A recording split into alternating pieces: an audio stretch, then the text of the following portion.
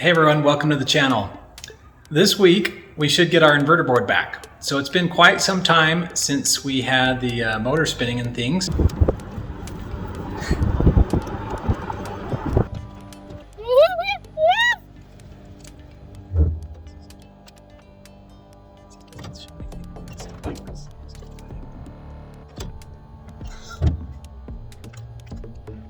So I did check, it's scheduled to come in the next day or two, so I'll just finish up one or two things and get ready to make this happen. Let's get to it. All right, so one of the other things I'm gonna be working on, so these ramps, they go off the end of my lift. So when my lift's all the way down, it's still sitting up, I don't know, like 9 or 12 inches. So these ramps, they've got kind of some posts that are welded on there that fit in some slots in the ramp. So basically when you are on here and you, like, let's say you kind of give it a little too much gas, the ramps are not going to slide off. But the problem I have is they're maybe like 4 or 5 feet long, and they're just, the angle is such that I end up scraping the bottom of the car when I'm getting off.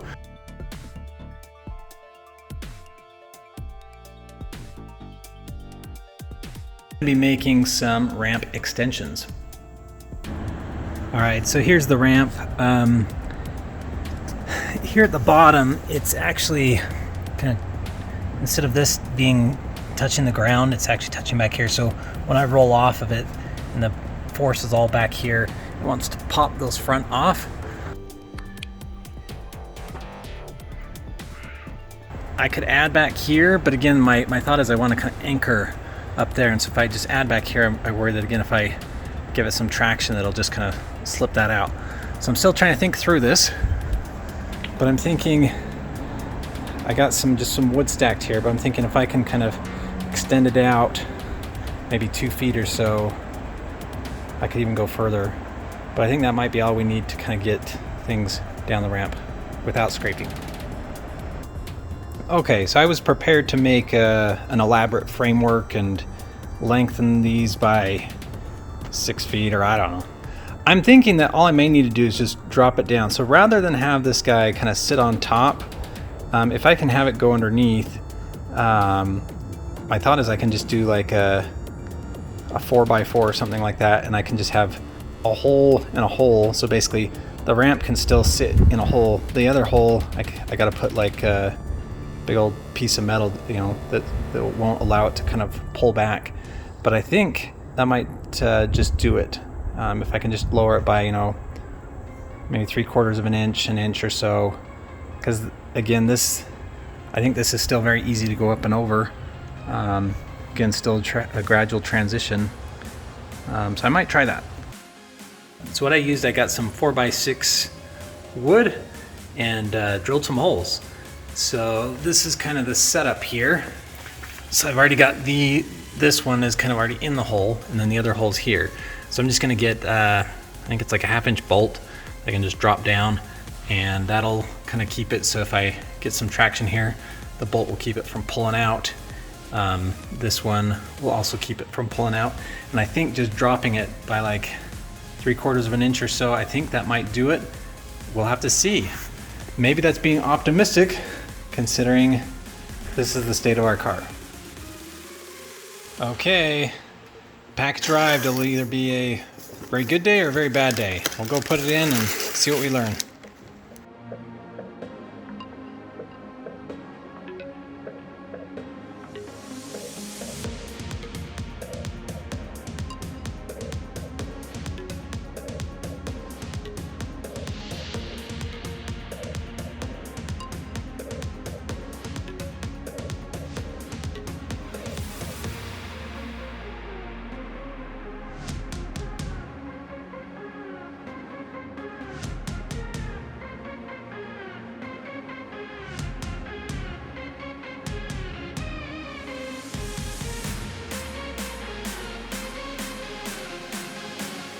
I think I've got everything connected. I've got the high voltage connected, got my new reflashed inverter board installed, got my plug-in. I'm trying to think if there's anything else. It seems like I always forget something the first time.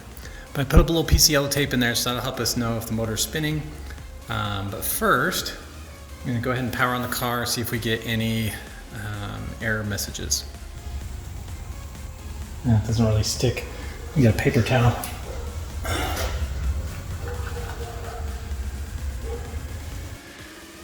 Fingers crossed.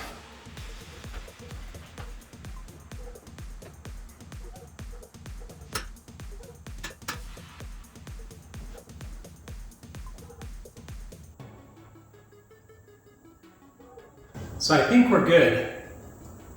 Waited 10-20 seconds, no fault codes. So that's good. I think next I'm going to try and put it into drive and see if we can get this to spin.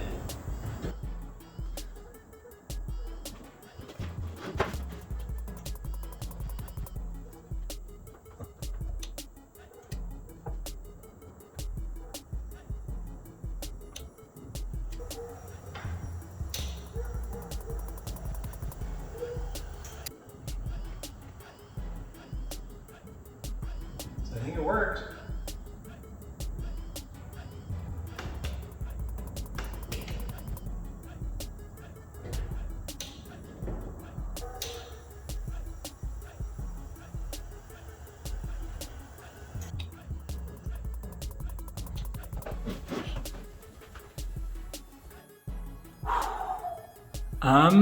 So far so good. So again, that was just pack one. So before pack one was working, but again, it's nice to know you break something, send it out, get fixed, and yeah, plug things back in and things work again. So right now that means I could go put everything back together and go out with pack one. What I really want to do is try out pack two. So here's my thought. First, I want to do the cable. I want to kind of just connect the negative side cable, make sure we don't get any weird stuff there, and then I'll slowly start connecting module by module, pack two outside the car. Make sure we don't get any boot cycles, and if that all works, I'll start doing that inside the car.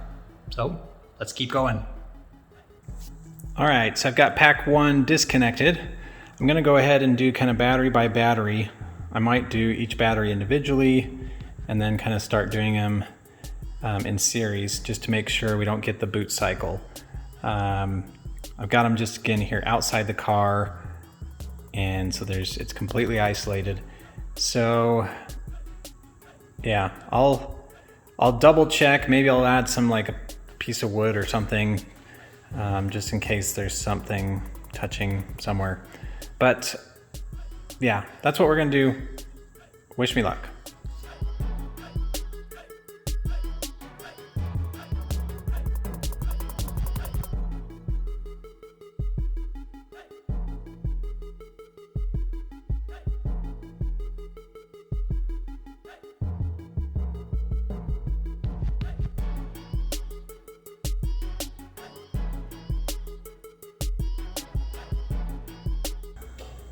All right, got all these hooked up, did them one at a time. Didn't get any error codes and no boot cycle. So I think the next step is to kind of put them in the car and kind of connect them one by one and make sure that we still don't get the boot cycle.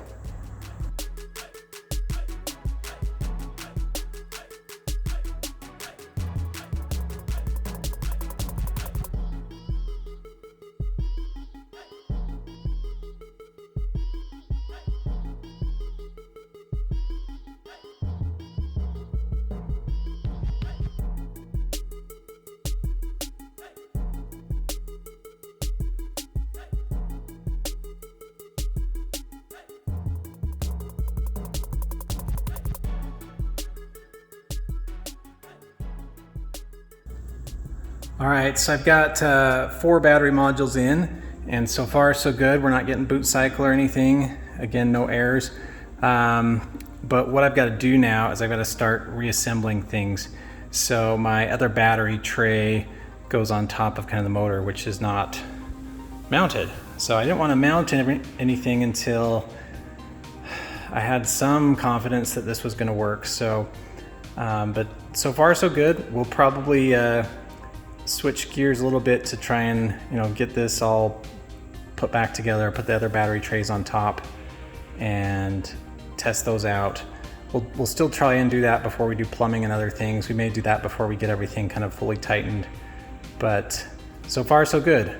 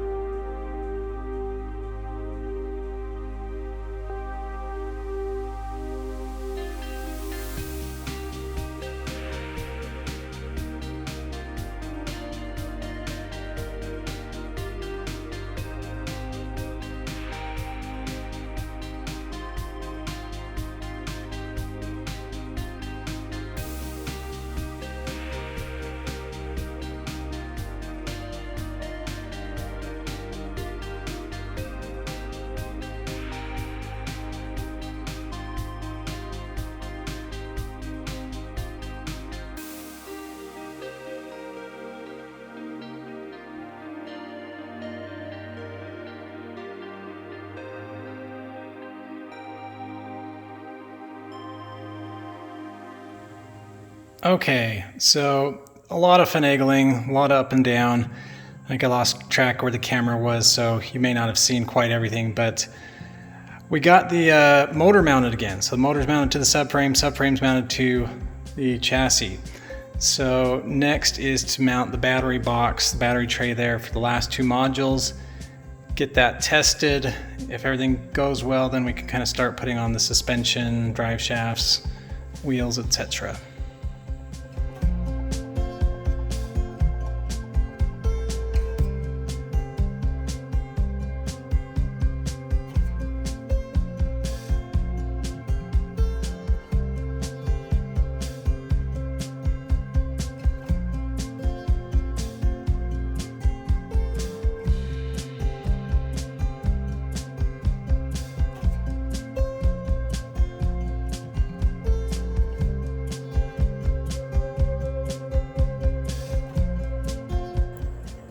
Okay, this is the moment of truth. I've got second battery pack all together, and so I've got 390 volts. Again, this is always where we had problems before with the boot cycle. So I'm going to go ahead and turn it on. Hopefully we don't get the boot cycle, and assuming we don't, we'll put the cooling plates on, kind of recheck. We'll just keep checking as we go along, and then we'll parallel the packs and check again. So wish me luck.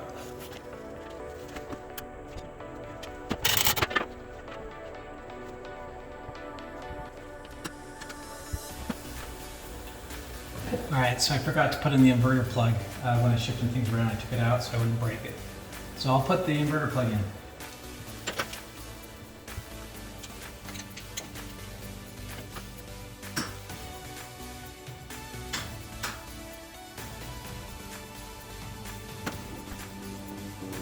Okay, so that's the first time we've had pack 2 run without the boot cycle. So that's a big plus. I'll keep going. Like I said, I'll put the cooling plates on, hook up all the BMS, parallel the packs, make sure we're still working good.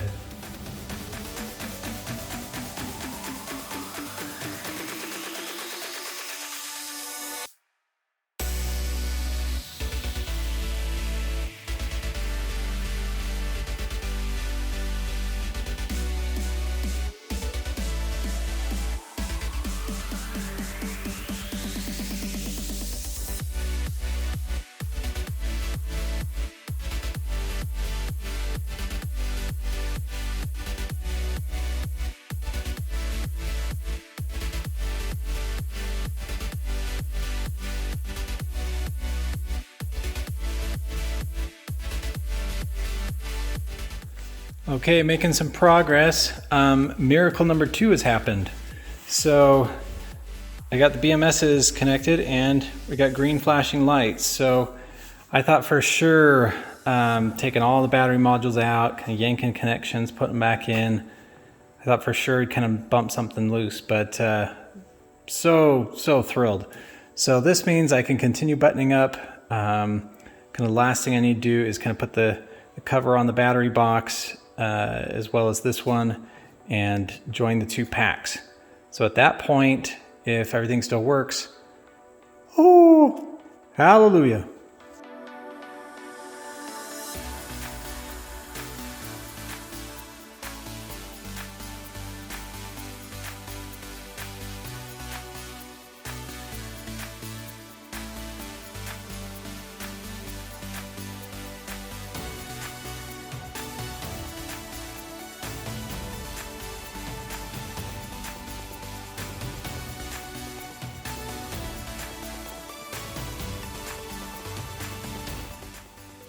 Okay, things are a little messy, but they're getting better.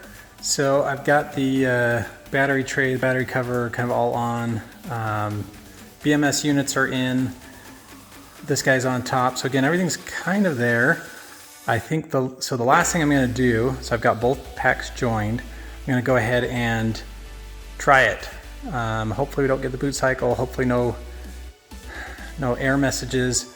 But this should be everything. So again, I've tested pack 1 when it first came, everything was fine. Tested pack 2 up to putting covers and things on. That worked well. So this will be the first time, so everything buttoned up and packs in parallel.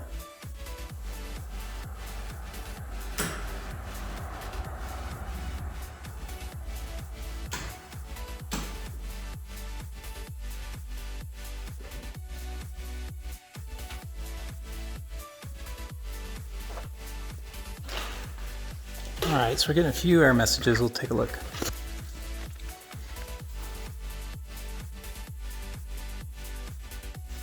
Okay, I'm going again. I didn't have the high voltage switched on, so I'm hoping that's all it was.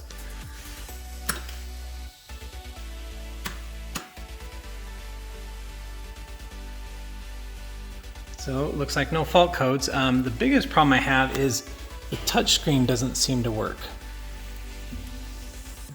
So this may have happened somehow in the all the transit back and forth for repairs and things, but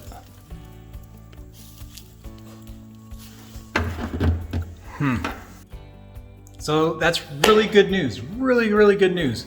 So everything's together, buttoned up, both packs, no error codes.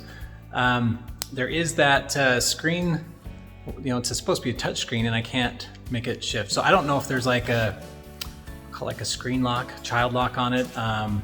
So I'll put in a call to EV Controls and see if we just kind of damage something back and forth in shipping or if there's something else going on.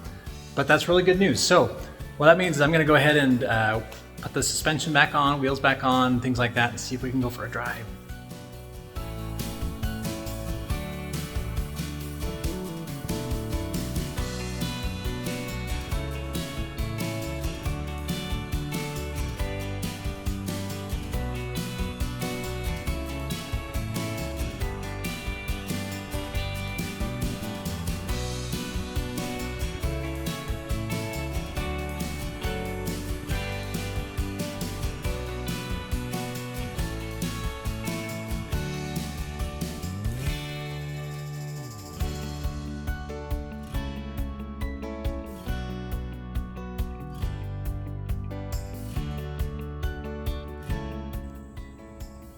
Okay, got the suspension all set up.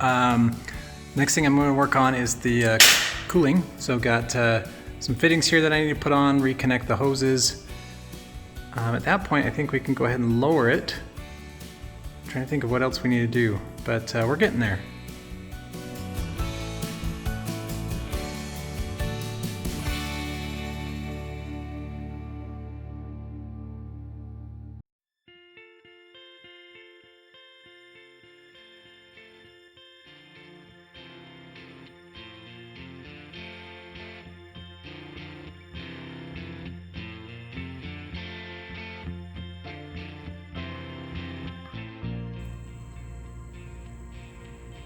All right, back on all fours.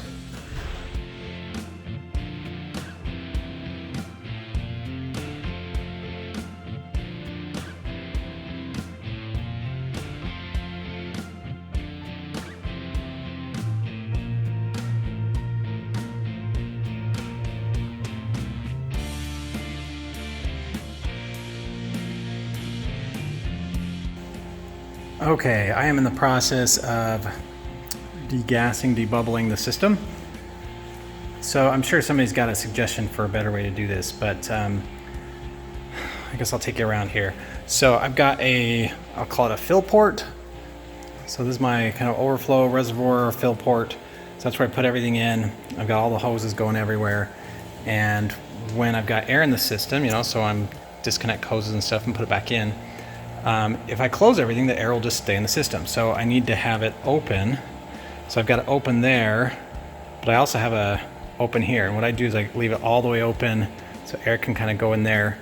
So it's filled all the way up to here. That's kind of the head height. And any little bubbles, I don't know if you can see. So you can see maybe little bubbles going up. So basically those little bubbles come up, they go all the way up here, and essentially they escape out the top. And so I've got this set up just so if for whatever reason we get a little surge, fluid can come up and just fill in here. So that's what we've got going. I usually leave this for quite a while because it seems like the bubbles just keep coming. So let me know if you got a better method, if there's like some special breather valve or something that I should be looking at. All right, we had it running for, I don't know, maybe an hour, a little more. Got most things debubbled. As I recall, it just kind of is this iterative process where you think you've got it and then you go drive it or whatever and you just see a big air bubble somewhere and you do it again. So I think that's got it. We do have one other issue before we take it out for a drive. Just in time for testing.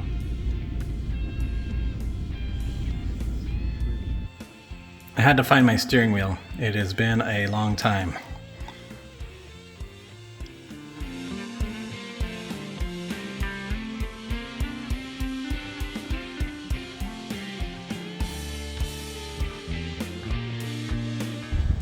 Okay, we're about to try out the new ramps here, or the new ramp extensions.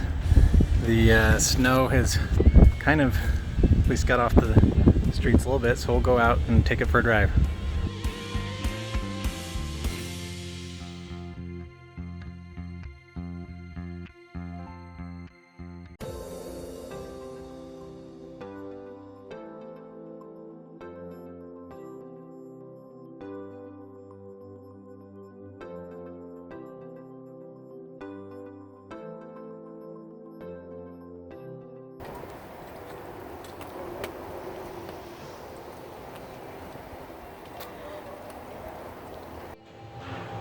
Straight.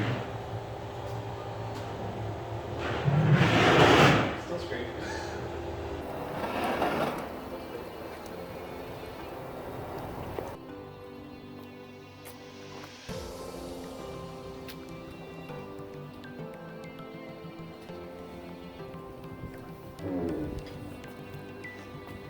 Yep.